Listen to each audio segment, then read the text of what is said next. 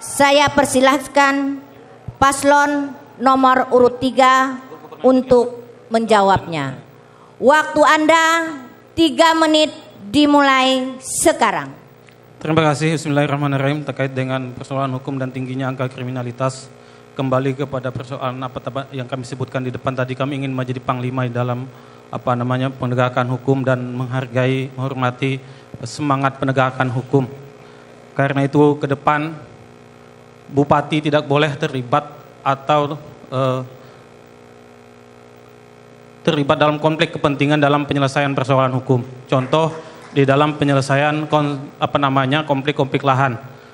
Nah, banyaknya kriminalitas yang terjadi, mayoritas khususnya di LP itu adalah penghuni penjara berasal dari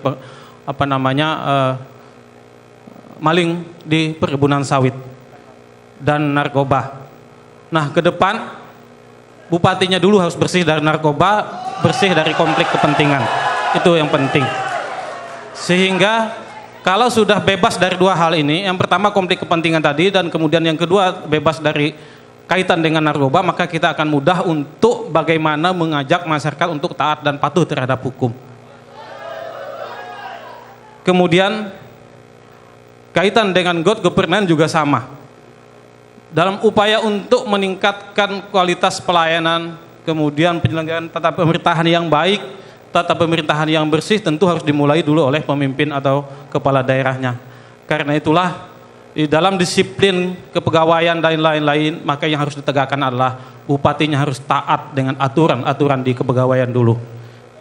Itu yang penting, karena bagaimanapun dalam peribahasa lama mengatakan bagaimana kita bisa menegakkan hukum, bagaimana kita bisa menegakkan kepatuhan masyarakat ketika dalam peribahasa lama mengatakan mau membersihkan sampah yang kotor, sapunya kotor duluan. Karena itulah sapunya yang harus kita bersihkan.